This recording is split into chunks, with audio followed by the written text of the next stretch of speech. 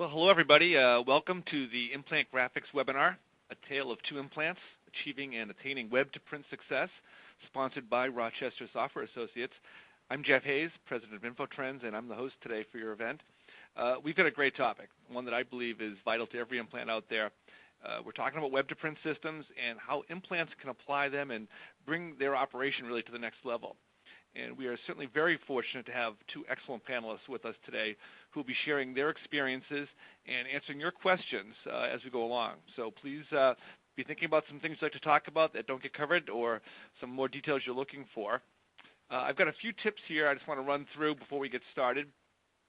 First, if you have any technical difficulties, you can do some troubleshooting by clicking on the Help widget at the bottom of the console marked with a question mark, or let us know via the Q&A box that you see there.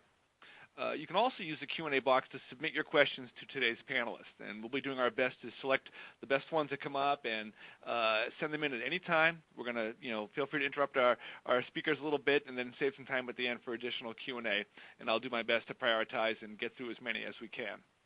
Also, please make sure to turn off any pop-up blockers on your computer so you can utilize the different widgets on the console.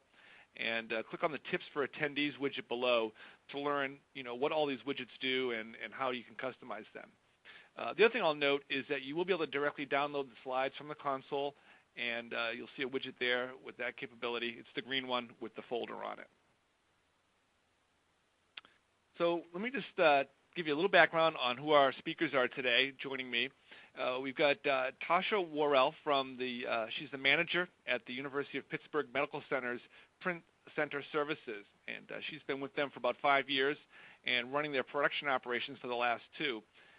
She's responsible for a variety of aspects, all the process improvements, project turnaround times, insourcing of external print projects, and cost savings initiatives. She's got a Bachelor of Science degree from Washington and Jefferson College and a very interesting background in fine art, entrepreneurial studies, and supply chain.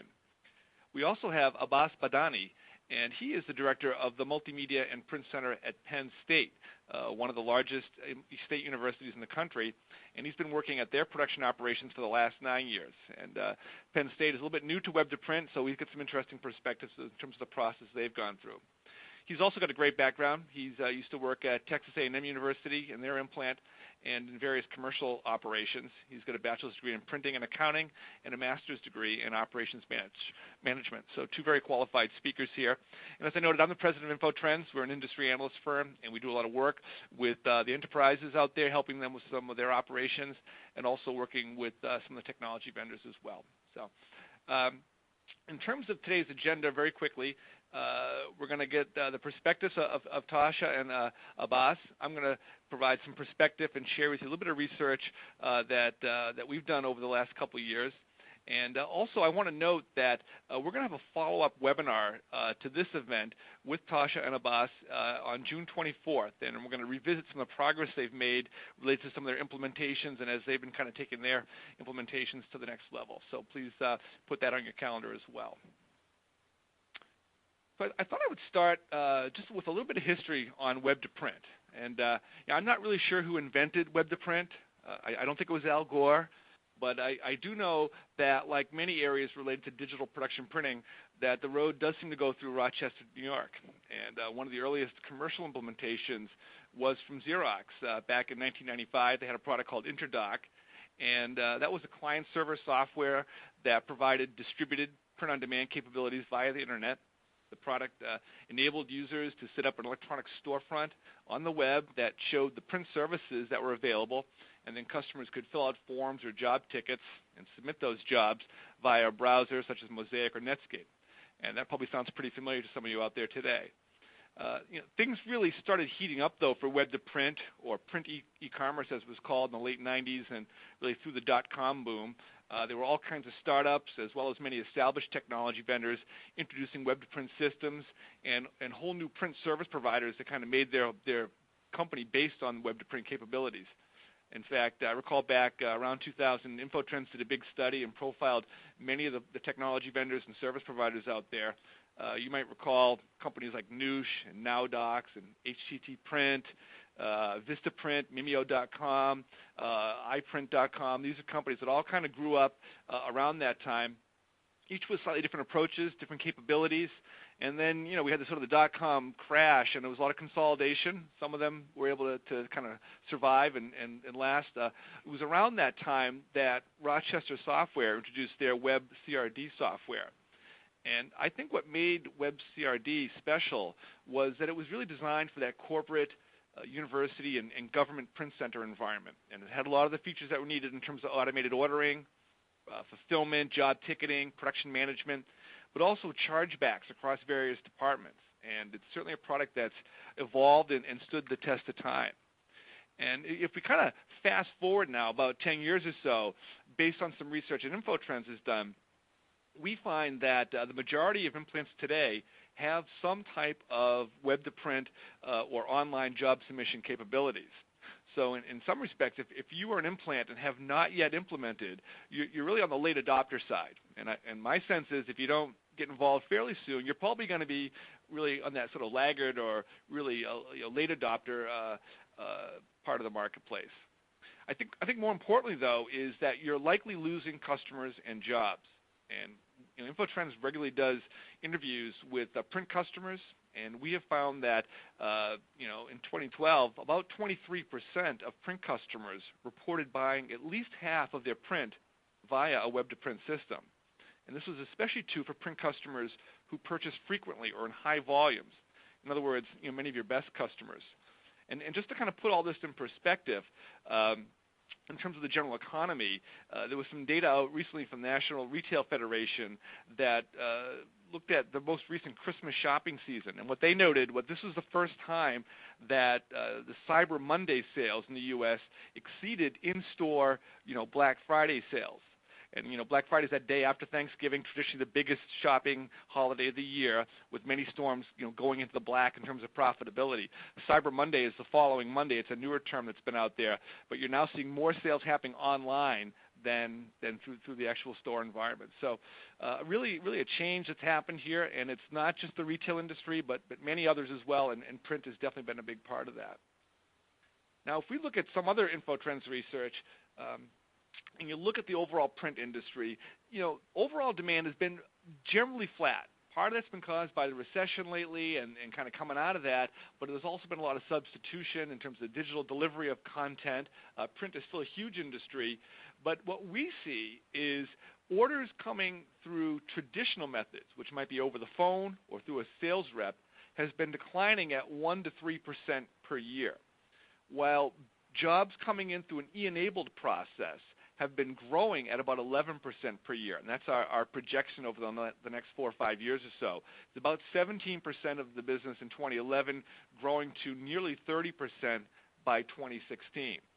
So if you don't have web-to-print, effectively you're operating in a smaller market every year, and it's certainly harder to grow your business in a declining market, and each year you become a little bit more susceptible to an outsourcing alternative or perhaps to some type of downsizing. Now, we've also done a little bit of research trying to understand some of the hidden costs associated with print and business communications. And what we did recently is we went out and we talked to a lot of print customers, print buyers, if you will. We looked at a variety of different print jobs, sell sheets, PowerPoint presentations, brochures, manuals, many of the things I'm sure folks out there are producing today. And we looked at them in different run lengths, from different types of print service providers and different purchasing methods.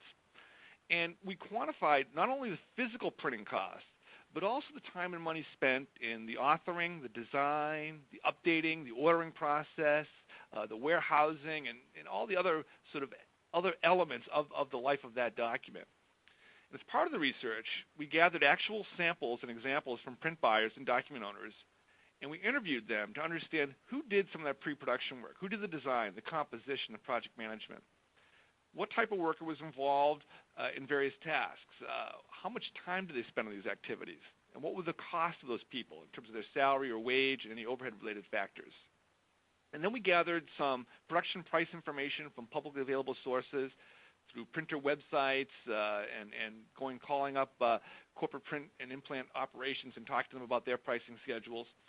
and compiled all that. What this chart right here shows that you see is basically looking at the items related to the ordering and picking up of a job. So it may have been visiting the print center or the print shop, specifying the order and placing that order, reviewing any proofs, the time required to go back and pick it up, and other things like error rates and other administrative elements that can take up some of the time associated with that. And we looked at the time and the cost associated with making those purchases through an in-house or through a commercial environment or a quick print type of environment, as well as ordering it through a Webtoprint or an online type of print service provider. And what we found was that the hidden cost to the print customer just associated with ordering a job tended to be around just under $17 when working with an implant operation and around $21 when working with a commercial or quick printer type of operation. And we found that when placing an order through a web-to-print system, the cost came down dramatically. In fact, you see that there's generally no face-to-face visit in many cases, so I eliminate some of the travel. The order placement is actually generally faster because I'm giving the customer, in many cases, a narrower set of choices, and I kind of guide them through the ordering process. The proofing is typically done real time, and the error rates are actually much, much lower. So these hidden costs or soft costs for the customer through a web-to-print system in terms of their time are generally only around $4 per job. Now for large jobs, these are fairly modest costs, but for shorter runs, they can actually be quite significant. And all the research that we do indicates that run lengths have been coming down as customers do more versioning and more frequent updates and also engage in multi-channel marketing activities. So you've got a cost factor here, and you've also got a customer preference factor. And I think you need to consider giving the customers choice and enabling them to work with you the way they want to. And I guess the analogy I might give would be, going to your local grocery store, right? You can go and fill up your shopping cart and then go through the regular checkout line. I might call that the long-run face-to-face option. You can go through the express line if you only have a few items. That would be more your short-run face-to-face option. Or you could do some type of self-checkout, perhaps a print kiosk. Or you could order everything online and then either have it delivered or pick it up yourself, which is really the web-to-print option. And I think print service providers need to have that same mentality. I'm going to let the customer order from me however they want, however they're most comfortable, and whatever really fits their needs, given the type of job and the way that they want to interact with me. Now, there's plenty of other benefits associated with web-to-print communications and customer convenience that I think Tasha and Abbas will describe. But if you find you're losing volume to outsourcing or other commercial printers, I really believe web-to-print is going to be a way that you can get some of that volume back and gain a little bit more of that competitive edge that you may have lost to some extent.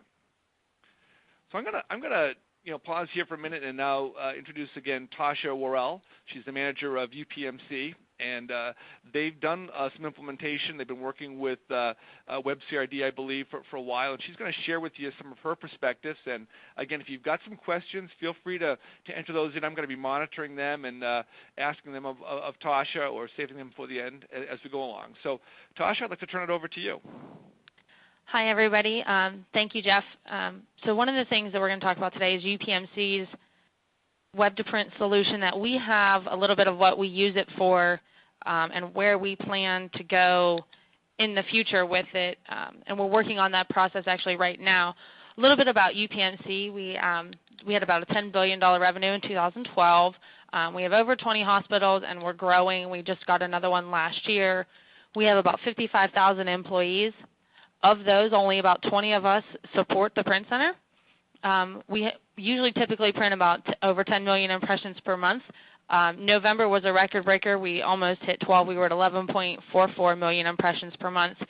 And all of that flows through either WebCRD or our QDirect holding cell that we also use, which is another RSA product. And we have about 2,500 to 3,000 items processed through QDirect and about 5,000 active users, and we are growing more users every day. So what UPMC has done over the last several years is we've implemented RSA's product, their WebCRD, and we call it My Print Request. It's our branding, I should say, for UPMC. But we've developed this solution over the years, and it's been a very big growing process for us.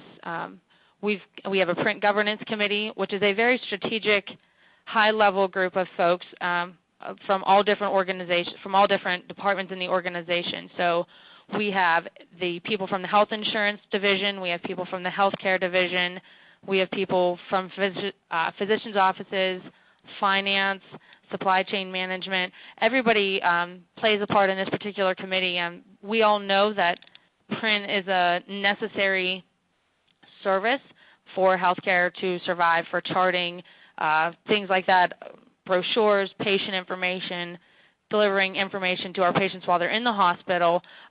So this committee was really developed to find a way, what's the best way to control print internally and externally. How do we get our hands wrapped around what we're printing? How do we control the cost, things like that. So that's really what that governance committee is driving. One of the other things UPMC has done over the years is we've consolidated all the small hospital print centers into one centralized print center. So back in the day, every hospital had their own little print center in the basement printing forms for their particular hospital, and we've been able to combine that into one place. And really that helps in terms of centralization and volume band discounts as well when you start to look at the overall volume you have in one location. And we continue to evolve both the print center and our Webtoprint solution over time. And we're in the middle of an upgrade right now, and a project that we've been working on.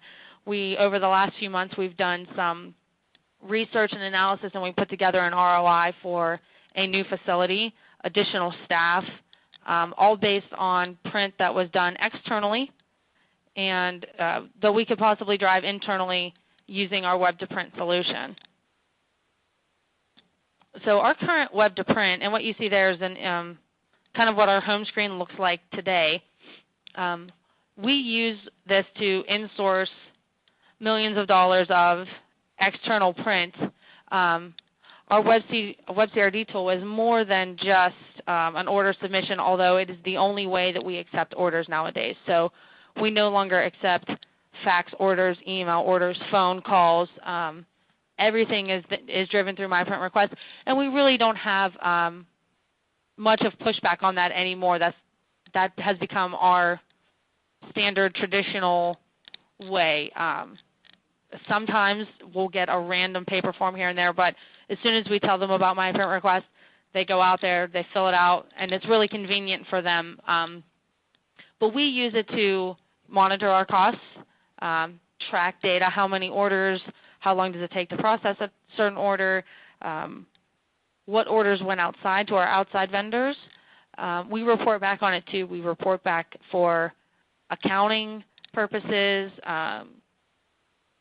based on division of the hospitals, what departments order what, charging back. We no longer have to cut checks for every department or process invoices for every department. Everything comes into my print request through an order, through our Webtoprint solution, and we run one billing cycle at the end of the month, and we do one chargeback. So it's a significant improvement in automation on time for accounting and billing as well. One of the things that we've learned through our journey with Webtoprint is that the pre-production phase is equally as important as production. And our Webtoprint solution is vital to that. We actually use it to manage all the databases for the organization. So part of this new evolution that we're going through is we've got 3 folks, 3 new employees, and one is solely dedicated to managing forms throughout the entire UPMC database. So we have a couple other different databases of forms for print that are like one-off locations. They're based in clinical areas. We have somebody that manages all of those in conjunction with the Webtoprint solution. For standardization, control, liability issues, anything like that, consistency, version control. So that was identified as an area of concern, and we've used my print request and kind of learned that lesson the hard way. We also use it to control our branding too. So people can custom order appointment cards with their own information on it, but the templates include our brand and can't be adjusted. You basically can just type in the field that you want to use. One of the things that we're working on right now is becoming a one-stop shop for the entire organization to provide access to everyone who needs to print something. That something being an appointment card, a form, a booklet, a brochure, and we've given them access to every other print location within the organization. So, for example, if they go into My Print Requests and they need to get to the clinical nursing type of print forms, there's a link on our homepage that takes them straight to where they need to go. If they need to order patient education materials, which are given to every patient upon discharge, they can go straight to that particular location and order their patient education materials all through our Webtoprint solution. One of the biggest things that we're working on right now in terms of growing is putting the printing experts at the front of the process, and by that making us first right of refusal for all print work. So we're funneling, right now we still send work outside suppliers. Some hospitals go directly to those outside suppliers instead of funneling through My Print Requests. We're working on shutting that off and having them funnel through our Webtoprint solution and controlling that just so that we can offer up our end users the best way to print their particular files, whereas perhaps an outside vendor won't have their best interest and financial interest at heart. So we're working on doing that right now, hopefully sometime next month, but I can't really put a timestamp on that one. The nice thing about our Webtoprint solution is it has allowed us to be a fully 100% print-on-demand model for healthcare. And for the healthcare industry, this is really important as things grow and change on a daily basis, weekly basis. By printing and storing an inventory, we open ourselves up for a lot of waste and a lot of cost that's not necessary. So we are controlling it that way. We're using our Webtoprint solution to control it that way as well. So some of the things that we've seen thus far since we've started our Webtoprint solution and we've implemented it, we've been able to clean out our catalogs, maintain across the databases. Right now we're working on transitioning over 900 forms from an external supplier to our catalog. And with that process, we're actually finding that a good portion of that 900 isn't even used anymore. So by putting it into our Webtoprint solution, WebCRD, actually you can put expiration dates. You can mark items to expire as soon as, you can mark them as inventory. So if you run out, how many do you need to print? And then we can actually deplete inventory and then move those items with existing inventory to a print-on-demand model if the external supplier has any remaining inventory. Some of the things that we've seen so far is our order volumes are up about 20% more per day versus this time January last year. We finally got permission and working for support and approval over in the fall to roll out this first right of refusal and really focus on driving work internally. And since that time, we've seen a lot of these increases, and our volume is now closer to the 12 million mark than the 10 million mark. So that's a pretty significant increase, and it's nice to have a piece of software like this that can support all that we're trying to do and really helps us, and it's really beneficial for us. We're trying to increase auto flow, so that means whenever you enter an order into the Webtoprint solution, if everything matches and meets the criteria for auto flow, it goes direct to our printers. It doesn't have to stop and be reviewed or monitored by somebody watching a queue. It automatically goes to our Q Direct, which is another RSA product. And we treat that as like a holding cell. So we use Q Direct nowadays for what we call systemic work, which is variable data transactional work.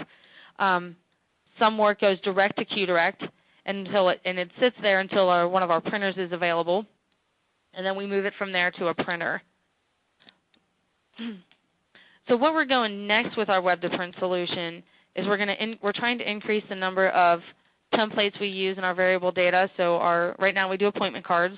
We're going to look at doing letterhead envelopes, business cards, other things like that where there's a lot of customization, but same exact template. We're going to start using WebCRD to report back on all the jobs that we sent externally so that we can perhaps look at why we didn't do those jobs, see what the common factors are, and hopefully work to bring that job back in-house in the future. Also, for additional customer service support, we're looking at adding chat features in on the home page so that if somebody needs help or somebody has questions at any point or they just want to comment, they can chat with one of us here on the pre-production side, and we'll be able to assist them much faster. In the healthcare world, we find a lot of times people will pick up the phone to call us and have to hurry up and hang up because they just got paged to a patient's room and they don't have that time. So this will allow them to start a conversation, step away, and continue that conversation when they come back. And we're also, with the new versions of WebCRD that we're using, we can run reports on who our users are, who's used it the most recently, everything like that, so that we can develop better communication to our users, better ways to market the Print Center and our tool, better training options. We can implement satisfaction surveys to get the most out of what our users are thinking and understand better what they think could be improved along the way or what they're having trouble with so that we can try and address it up front.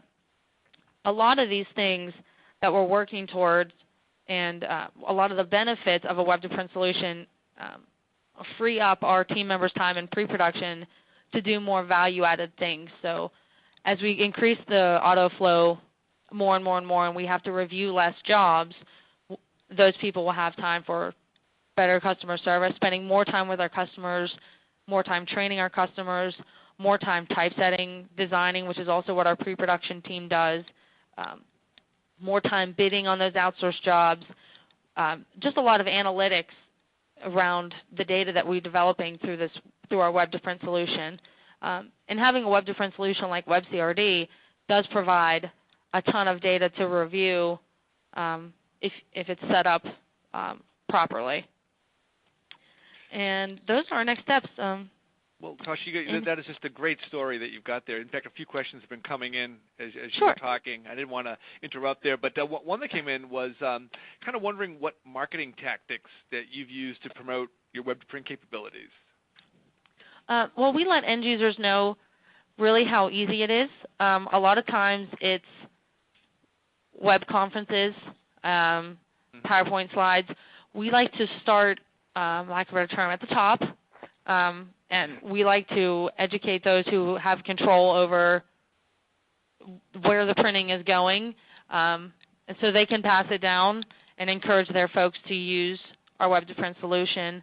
A lot of people, when they get on there, they love it, so they kind of spread the word, which is also helpful. So we do that. We do a lot of communications. We work with marketing and communications as well to get it out there so they educate people on what to use too. The other question here is sort of relates to your decision, I guess, process and what the factors that ultimately led you to deciding to pick web-to-print CRD, WebCRD, I should say. Were there some specific things that you kind of narrowed in on and were sort of differentiators for you? Well, I actually wasn't here whenever we implemented WebCRD, so I actually did not make that decision. So unfortunately, I can't answer that specifically.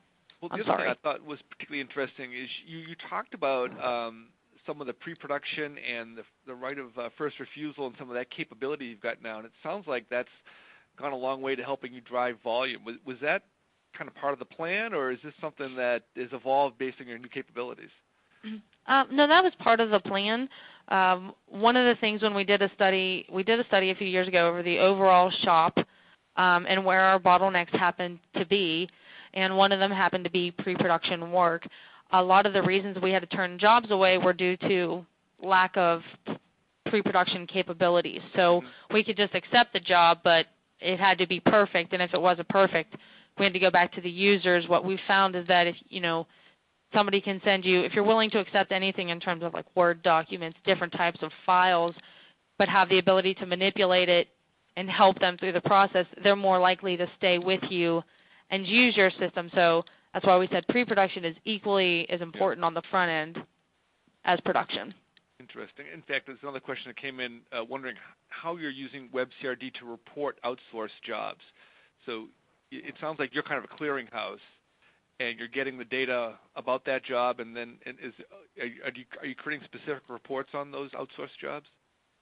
Well, right now we're working with our end users who outsource the most jobs and having them enter all their specifications into WebCRD or my print request.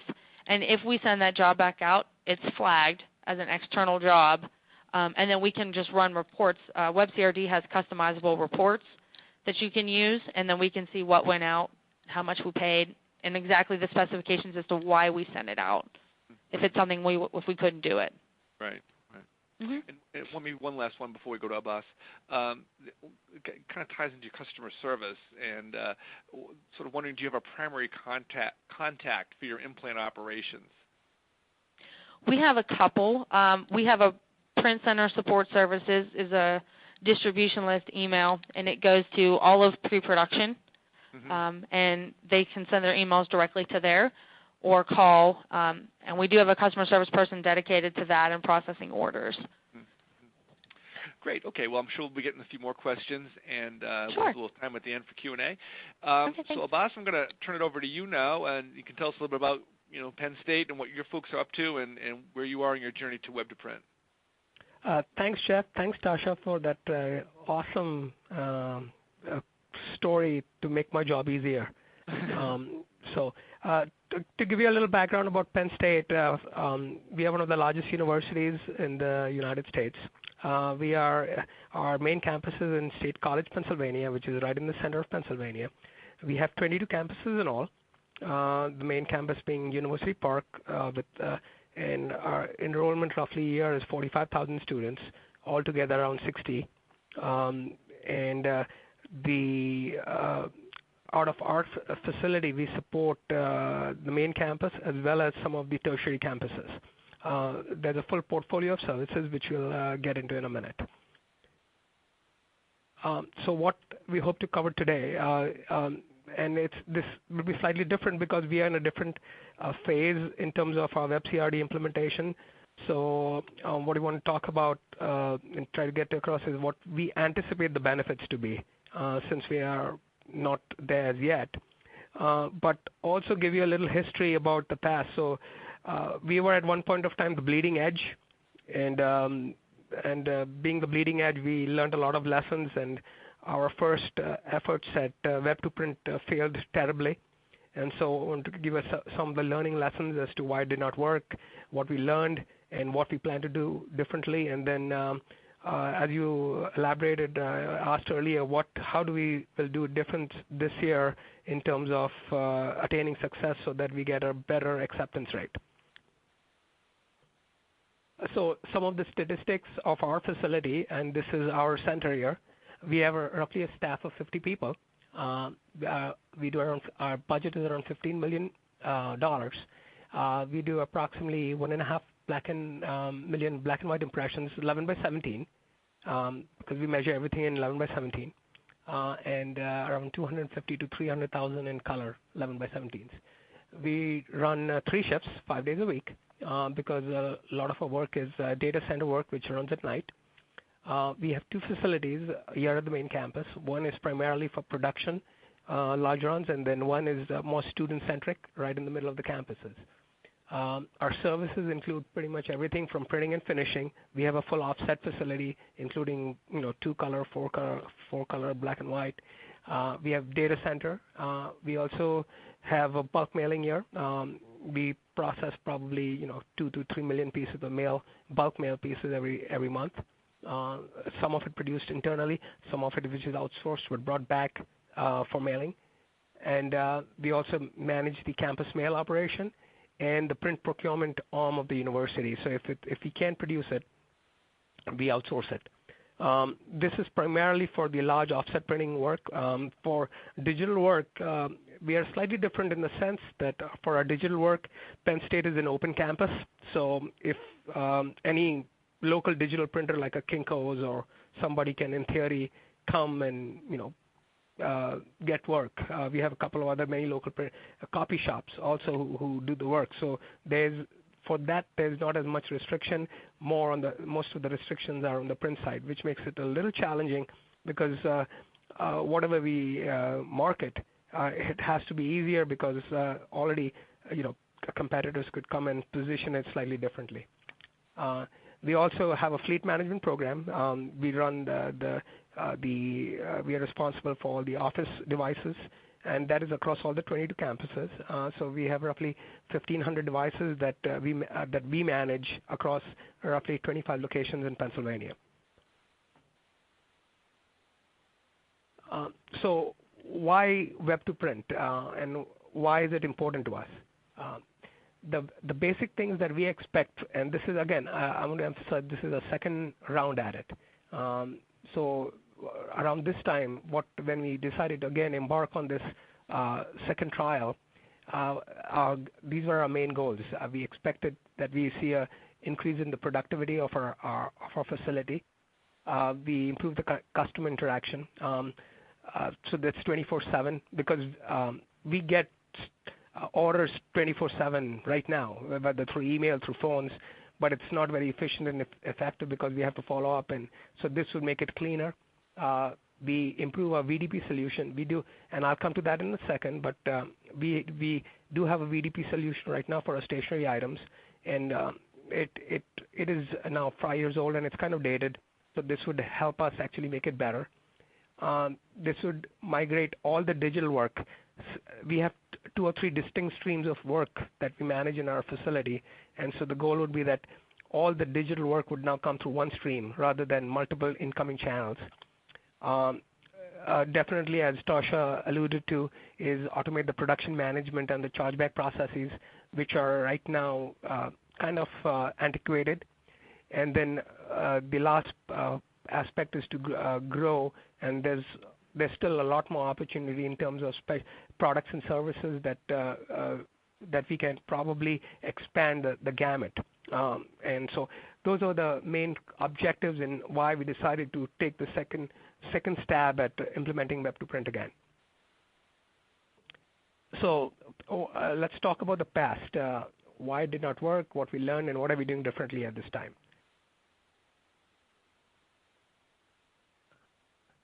So we actually started on a Web2Print journey approximately probably 9 years ago. And when it started with us when we refreshed our digital facility, we got a free version of a Web2Print suite. We put that in hoping that everything would take off and life would be good. Well, it didn't really work out that way. The reasons it didn't work out, and there's many, but if I had to allude to one, it's primarily we didn't put any skin in the game. There was the first thing was that we learned was that originally it was we build everything, we control everything.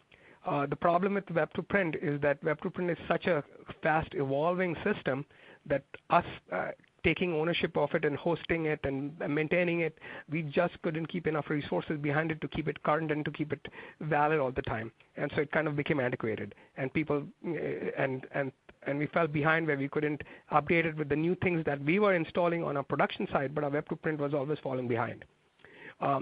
The other thing is, a lack of marketing. We kind of put it out there and said, "Hey, customers, we have a Web2Print solution. Start using it." There was no motivation and there was no interest, and we really didn't promote it. And there was nothing that made the customer actually wanting to use it.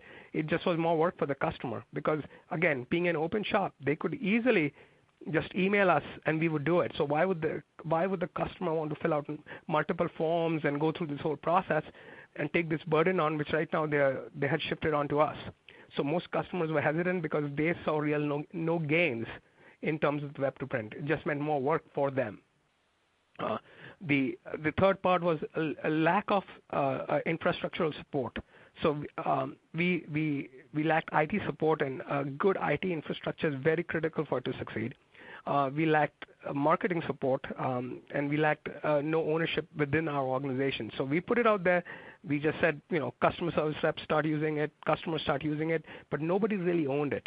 And because of that, things started falling through the cracks, and nobody, and it took a long time to find somebody as to what happened, because everybody was owning it, but that meant nobody was owning it.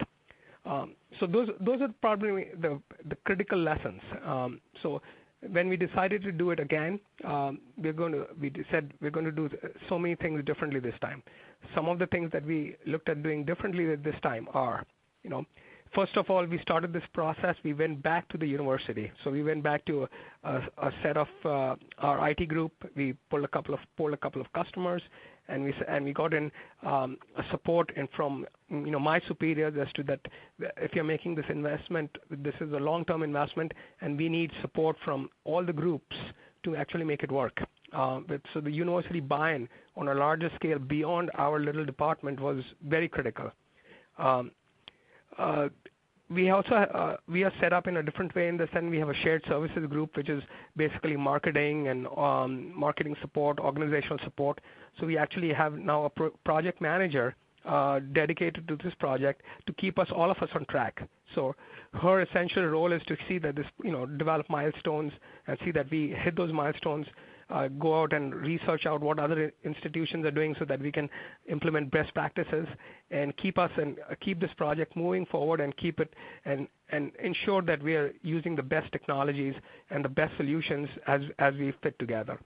The third piece of it is that internally within our institution, within my unit as well, we've identified one person actually to own this. So unlike everybody just doing it, there's going to be one owner who's going to basically champion this project from its initial phase through its full implementation. There's going to be a whole slew of marketing support coming in from the marketing group. We're going to test it with a couple of small pilot customers. We're going to only again use a specific segment of the market to work this and kind of iron the kinks out. So what is a launch plan? We're going to pilot with, instead of just launching the whole thing. And again, if we do that, we are worried that our customers are going to resist because it's going to mean more work for them. Because right now they can just email the file or drop the file in the or just hard copy it, and now we're asking them to write a ticket and actually take ownership and approve it. So we are concerned that we will have a lot of resistance. But what we have had a lot of success with is our VDP stationery, because the stationery is a control item. Most of it currently we do internally, and we do have a VDP solution. It's kind of antiquated, but it still works, and we have a very high acceptance rate. Not 100%, but probably around the 70% range, where 70% of our stationery, business cards, letterheads, envelopes, are going in the in a Webtoprint model, where they go online, they typeset it themselves, they proof it, they create a job ticket, and they submit it. So when we put this new plan in, we're going to, again, launch it with those same familiar products so the customer base doesn't see much difference. And when they see this, they say, oh, okay, this is similar. And then slowly kind of, the frog in the hot water analogy, that instead of just, dropping it, it's going to be, simmer until everybody realizes this change happens, and it, and it goes smoothly. Again, focus on key customer acceptance. We know that we'll never get all our customers to buy in. So our hope is that if we get, the 20% of the max, the Pareto rule, if we get 80% of the traffic, the 20% of our major customers, we'll focus our resources around that, and rather than worry about everybody, because that's where we believe that was part of our failures. We went after every small customer, and we just don't have the resources to do that. The biggest piece is going to be marketing. We know we will have to emphasize savings, and we'll have to emphasize savings that are not just time, but dollars. So we expect to do a lot of one-on-one training. That's again one of the reasons we've identified an owner within our facility who can reach out to the individual customers. We're going to put online videos. We're going to run open houses. The goal is actually we're going to set up a Web2Print station in this facility and the other facilities where customers walk in. Even with the job, we can have them actually work it right there rather than hand it off, is walk them through the job. We'll do online cross-marketing. We have a common website for a lot of our core auxiliary services across the campus, and so we will push this through that, whether it be the parking office, whether it be procurement, whether it be some of the food services for students, so that there's this cross-platform that everybody reaches it across, and then run with a mail campaign. And the mail campaign might feature some discounts initially for first-time use with a code. So anything to get the traffic up and get people to use it. I said we acquired this probably around 3 to 4 months ago in terms of actually getting the system. The first part was about where we are is developing the infrastructure and the engagement rules. So it was essential that because now we've engaged IT and we're not doing it ourselves, we've engaged our university IT group to actually set it up, that we develop a set of standard operating rules and rules of engagement so they know what they're doing, we know what we're doing, and so that everybody's on the same track. The way our solution is also set up is slightly different, so that we hope that it'll work better than in the past. Is though it will reside on our server, the vendor is going to manage the solution. So they will be responsible for the updates, for the troubleshooting, but it will reside on our server. So the security issues will be are eliminated because it resides on our server, but it's going to be managed by the vendor offsite. It'll also have single sign-on. So that means it will authenticate with the university's sign-on ID system, so that people won't have multiple sign-on. They can log into any university system with the same system that they would use to log into this. So those are the kind of things that we are working up. The other part is working up the basic operational site requirements. What is it going to do? What is how many things do we want it to do? What are the things we are going to build in? What are the services we are going to offer? We've identified a project manager and a unit level owner, and as I alluded to earlier, and then we planned our timeline right now, and actually the person who's going to manage this is also on the phone on the other side, and maybe she's also not seen this, so I'm sure she's going to be surprised when she hears that we've got a timeline outline for her. But we plan to work through some of these background components by March, develop a preliminary set of products by end of April or so, test in May, primarily around, again, stationery, and begin getting the buzz out to the campus, and then actually do our launch, our formal launch in June, again, strictly for the priceless products, which are VDP stationery. So that would be an easy transition because most of those folks, and that is the general large user base of our customers who would use this is the staff assistants, office people who order small jobs, and they would be very familiar with the VDP stationery because they've used it. This would hopefully make it an easy transition for them. And then hopefully when we meet again, we'll be able to in June talk to you about our success and failures, about what went well through this install. Because again, I think the rollout is very critical, and get into some of our learning lessons and maybe even some early results. And with everybody's support and good wishes, I know those answers are probably going to be all positive. Well, great, Abbas. There's a few questions have been coming in as you've been speaking, and I'm going to throw a few out at you, and then a few more perhaps for Tasha as well in the last 10 minutes or so we have here. One question was regarding to your project manager and kind of getting a sense of either the background or level of this individual. Maybe kind of characterize them? Okay, so our unit level project manager, which is the project manager within my unit, the person is very familiar with what we do. They have a very good understanding of the technology in the sense that they worked with MIS systems, they worked with workflows, so they know how things interact with each other. More importantly, they have. I think it's important that they have an understanding of the customer.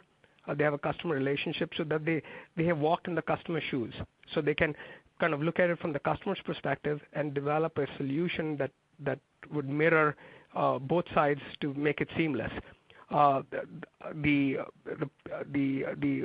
of the other qualities is that is going to be the primary responsibility for the 6 to 8 months or a year while it takes this cycle. But they know our process and they know the organization very well. Now the outside project manager, her job is primarily to keep everybody, all the parties straight, and to kind of develop milestones and see that the IT does what their thing, we do our thing. Reach out and look at other Web2Print solution, Web2Print sites. So that person is more an internet savvy person who can go on to work with search engines and look at things and visualize and more to encapsulate what are the best practices rather than, so they don't have that much in-depth knowledge of our workflow, but that person has a better understanding of how technology works together so that they can extract those best practices and bring it to this website. Okay. Another question here is maybe if both of you can give a brief comment. Wondering along the lines, do you have any kind of approval process in place for job submission, either in terms of the types of jobs that are allowed or any approval that may be required based on the parameters of the job? Let me go first. So generally, and this is a current approval process as well, is that most of our products run through budgets. And generally, if a transaction is above a certain spec amount, and right now the transaction amount is $10,000, it requires a secondary level of approval. If it's below $10,000, the person who originates it we don't question it. Again, but our whole Web2Print solution is built around small products and small services, where the cost threshold is not going to be that high. And given the amount of transactions we do, we know that there's going to be some failure transactions. Some transactions that are going to go bad because the person left the office. They started a job, and then they moved. And the next person says, I don't know what to do with it, and I had never audited it, I'm not going to pay for it. We even face that currently, and we kind of build for it, that there's going to be some degree of small bad debt. Budgets run out of money. Those things happen, but that we consider as just cost of doing business, just like an external vendor. How about you, Tasha? Do you have any approval process involved?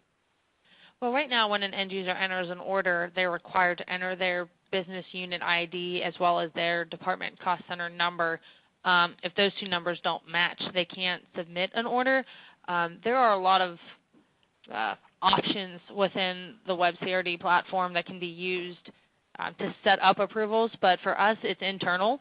And if they send us a job, then we accept it. We don't have a current limit on that. Now, if we do send a job outside, we are required to get 3 bids and choosing the lowest of those 3 bids or based on the service levels and turnaround times. But we are required to document those 3 jobs if we do send it externally. If it's internally, we don't have a approval process yet. Do either of you take jobs from external customers, or do you strictly work with internal customers? We strictly work with internal customers. In terms of external customers, the only external customers would be students who pay with credit cards or the ID Plus system, right, from them, but no external customers. We don't accept external customer orders at this time either. It's come up in discussions 1 or 2 times, but we haven't looked towards that just yet. There's been a couple questions regarding security, and I'm not, Abbas, you were talking a little bit about some of the single sign-on and other you had in place there. Mm-hmm. Are there any other measures you put into place to limit any security issues? And same for you, Tasha, obviously with a medical, orientation. Again, this part of the whole evaluation process was IT was involved aggressively in ensuring that it met all our internal standards of data encryption in terms of how the data comes across.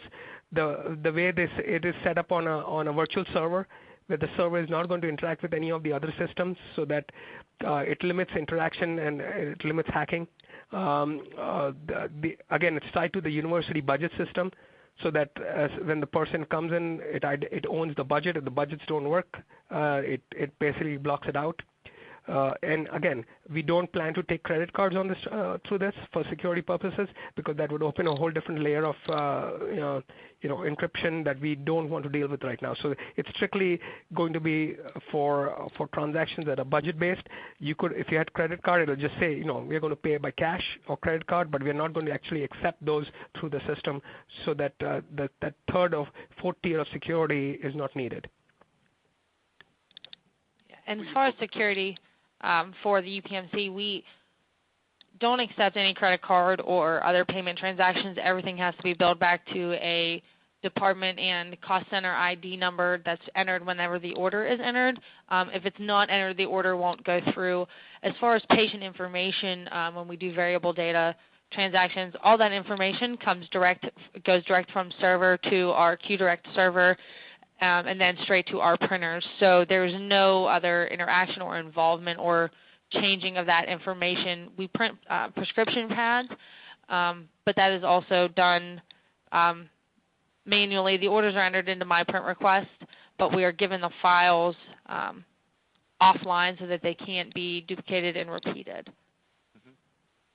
And the other couple questions that have come up around sort of return on investment. And Tasha, I know you kind of weren't there when the initial implementation was done, and certainly Abbas, you're kind of in the middle of it. But have there been some ROI factors or kind of financial justification you've been able to demonstrate, and maybe also allow you to make further investments based on all this? So we actually just came off of an ROI process to actually justify getting a new facility with newer equipment. So we're looking at moving our facility to the other side of town, and with a lot more, probably about an additional 10,000 square feet. And we did an ROI process for that. We're looking at saving, I think it was like 1.2 or 1.4 million over the first 2 years of the process. And we did that actually in reverse. We went and tracked down the money. We worked with finance, and then we went back to the users who spent the money to identify what they spent it on, and worked our way back to where we possibly might put ourselves in that situation, or put ourselves as the solution to the external spend and the return on the investments. How about you, Abbas? When we look at the amount of transactions that we do, especially as you mentioned with the growth of short run and quick turn work, we process so many transactions. When we look at the customer service time that we would save, the IT time that we would save, and then the billing time, so many of the administrative costs, we expect that we would easily look at over 5 years, probably FTE plus, once we have a full system in place. So that is from our internal cost side. From the customer side, we expect that just the speed and the ease of processing, that if we can eliminate 15 minutes per transaction from the customer side, and we multiply that by the couple of hundred transactions that we process every day, we believe that the ROI is very easily traded up. And we know that for a fact because we've just done that on a small scale with the stationery, and it has worked very well, and that's the reason we got the buy-in to look at, again, retrying it with a full-scale system. Right. Well, great. We have a few other questions here, and perhaps we can get those to you and Tasha, maybe get some offline responses. But I'd like to thank everybody for attending the webinar. There are additional ones out there that you may want to check the series on the Implant Graphics webinar site. There's going to be a feedback survey, and if you could take a minute to answer that, it's going to come up right after this webinar closes, and you can see it right there. Also, there's an InfoTrends white paper report that you can have as a free download, and I encourage you to check that out. It's based on some of our research. And also, I believe the good folks at UPMC did a case study with Rochester Software. You can get that at their website as well. So I hope you enjoyed this, and definitely look forward to your participation later on in June. And thanks very, very much to Tasha and Abbas. Hope everyone else has a good day. Thank you. Thank you.